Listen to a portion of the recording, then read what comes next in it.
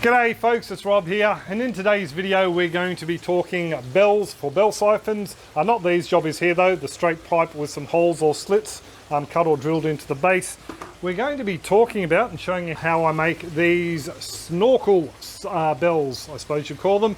They've got a little bit of a snorkel down the side that aids in the breaking of the siphon. So what I thought I'd do is just give you a brief explanation why I like them, and then we'll hop on to the pretty simple build itself. So bell siphons with snorkels have been around for ages. This is one from our very first build back in around about 2011.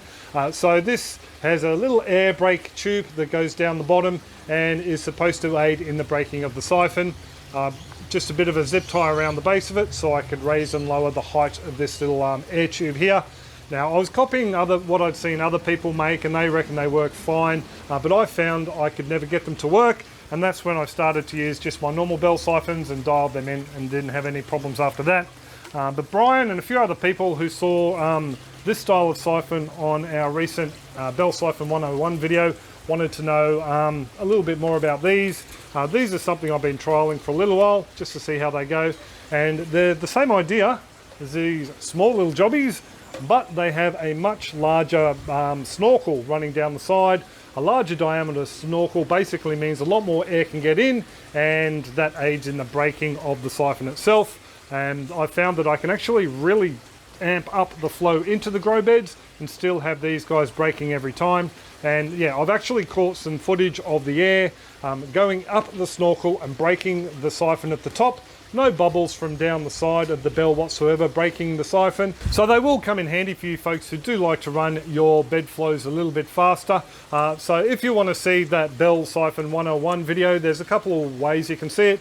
Here on YouTube, you can click on the link that will be down in the description, or over on our Aquaponics Beginner's Guide. There'll be a link down there as well, over to the Retrieve website where you can purchase the interactive guide, $9.95 US. It's the only plug you're going to get, so yeah, check it out, link in the description if you're interested. But that's enough rabbiting on from me. We'll nip into the workshop and we'll knock up a couple of siphons very similar to these two. Before we get going, I thought I'd give you a bit of a run through the components. Obviously we have a bell, and I'll talk about the gluing of that in a tick. We have the grommet. Now the grommets I recommend you use are one of these little top hat jobbies. They're pretty easy to find online. The reason being is they have a fairly large rubber neck on them, which will fit through both the end cap and the pipe on the bell itself. You can get other grommets with a flange on either side of a little relief. Now you'll find that that little relief or cutaway between the flanges isn't wide enough to sit both the end cap and the pipe comfortably between the flanges. Now with the grommet we also have a barbed T-piece. Both these things here you can pretty much well find online with a bit of a search wherever you are in the world. We have the breather tube, which for me this here is actually a section of high density water line.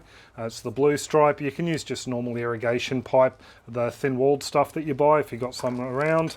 Now I've got a 16mm spade bit, and that's what fits this little grommet here. And lastly we have a drill. So I won't run through the little legs that I've created down the bottom here. I show that in how to make a bell siphon video, so you can check that out, or you could just drill holes or cut out little slits as I demonstrated in the troubleshooting video. So yeah, what we're focusing on mainly is just the aeration or snorkel system for this bell. One thing I definitely recommend is actually gluing the cap on like I have here. So it's a pretty easy process. I like to prime both surfaces inside the cap and the pipe itself first, then apply the glue and a bit of pressure for about 30 seconds to a minute, and then yeah, you're pretty much well right to go. The reason I like to apply pressure a little bit longer is sometimes if it's a little bit tight, and the glue acts as lubrication and it just pushes the pipe out a little bit. Now the reason I think it's a good idea to glue these guys is, even though you can get a nice airtight seal by just forcing this on, once you drill the hole for the grommet, sometimes it can push this pipe down a little bit, or maybe create a little bit of an air gap, and you could end up with some suction in there. So I just think it's a good idea, if you're going to make these PVC style ones, just to glue the cap onto the pipe first. One thing I did forget to mention is with these spade bits, sometimes it can help just to drill a pilot hole through and then put the spade bit in. You can also get a 16mm drill, but these spade bits are a lot cheaper. So now just on that hole there, just on the outside, I'm just going to clean it up with a bit of a blade, so there's no sharp edges that will cut into the top hat.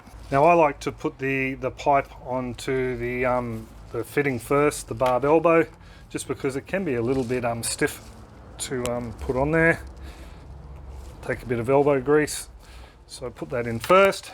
Now just a bit of a tip, these little rubber grommets, just like the Uniselas, can do the little bit of lubrication. So just a little bit of water in there should pretty much will do it. And then we put the elbow in, give her a bit of a wiggle in, and there we go. So now all we have to do is cut this snorkel tube. You can probably see I've cut it on an angle there. What I want to do is cut it on an angle about here.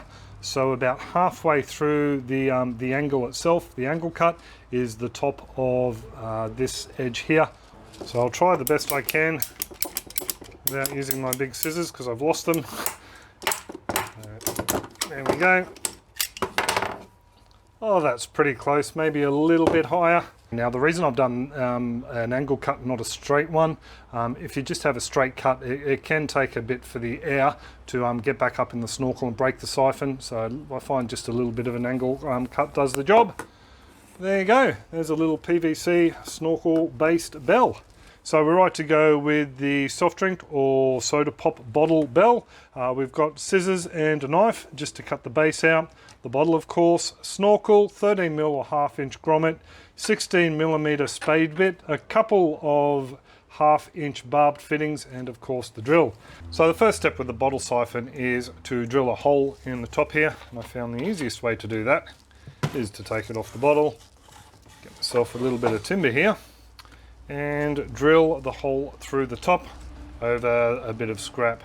This one here we can just go straight through with the spade bit because it is a fairly soft plastic.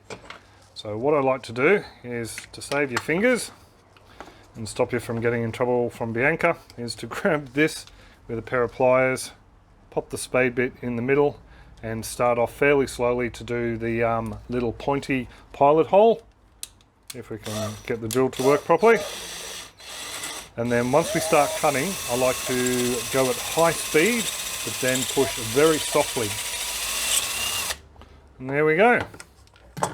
Now the trick also is to not squeeze too tightly with these jaws or it can deform the circle. A little bit of deformation is okay, but too much and the rubber won't seal.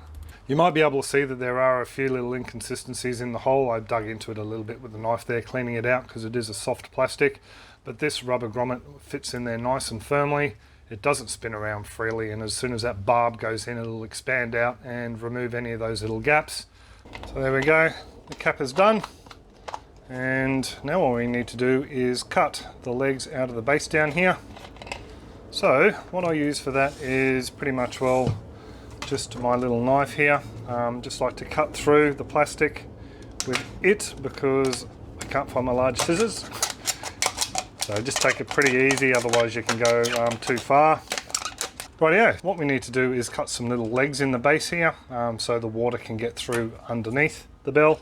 So all I'm going to do is just cut up around these little sections here, and just to create a little gap, like so.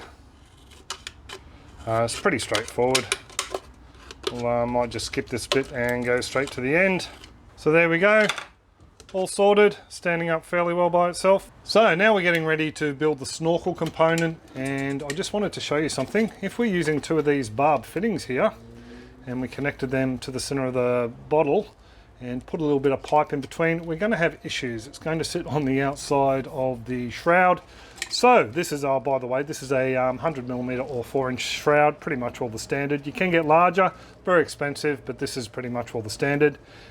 So yeah, if you join these two together like this, you're going to run into problems. Now you probably saw this sitting on the bench before. I was getting a little ahead of myself when I was filming, but this is just the barb fitting with the little barb section cut off. And what that will do is it will reduce the distance between the top center of the bottle, this section here, and the outside. Now I found what works well for me and the bottles that I've got is cutting a section off both of them.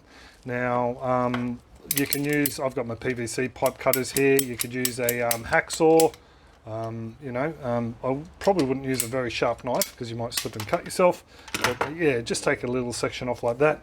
And then to join them together, this pipe here won't really fit too airtight, slides on too easily. So I found running out the front and cutting off a section of the humble garden hose, that pretty much all does the job. Fits on there nice and firmly. If we can get it on, it just has a slightly narrower inside diameter. That just gives you some idea on how tight it is to get on there, and that will create an airtight seal. So what we want is probably that much there. Cut that with this as well. Now this hose is old and a little bit brittle, so if you have a newer hose, it'll probably be a lot easier to insert the fitting. There we go. We've got our nice little U shape there that will fit straight into the top of this. Now I'll just take this off the bottle and we'll try and push it through on the bench. Give it a little bit of lubrication again first. Some of the water out from the bottle when I cleaned it. Just put that on there and hopefully should be able to just push down on the bench and get that through, and then screw that on the top of the bottle and away you go. You've got the top section of your siphon.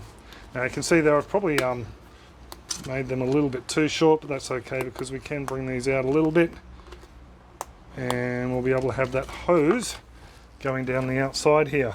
So then on the top all we need to do is again push down our pipe. So there we go.